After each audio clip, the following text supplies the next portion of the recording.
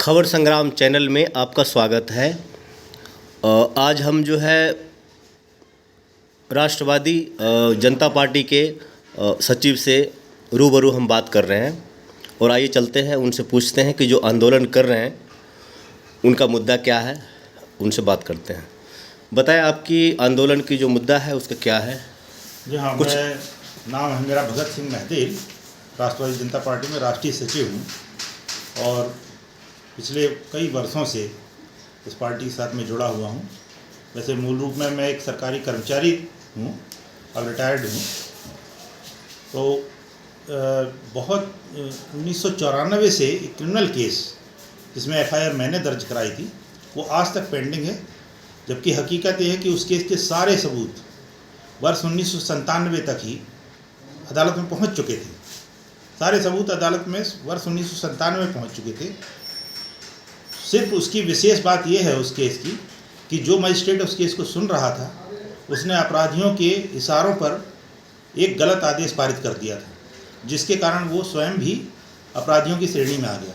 उसके खिलाफ और अन्य आरोपियों के खिलाफ मैंने मध्य प्रदेश हाई कोर्ट में एक एफिडेविट फाइल किया और तब से आज तक मैं सिर्फ इस बात के लिए संघर्ष कर रहा हूं कि वो मामला सुन लिया जाए।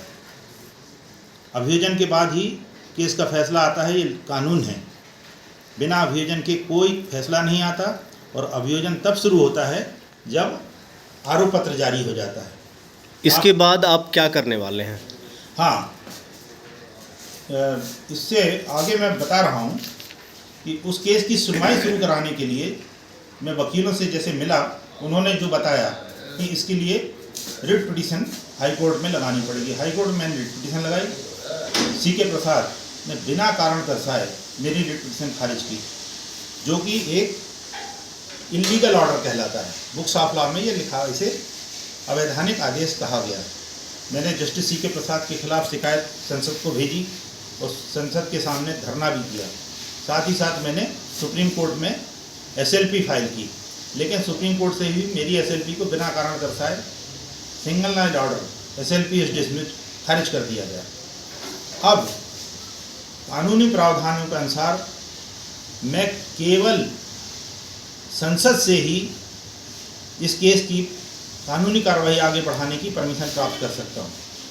ये बहुत शायद दुनिया में अपने केस का पहला ही केस है। इसे private prosecution, books of law में इसे प्राइवेट प्रोसिक्यूशन कहा गया।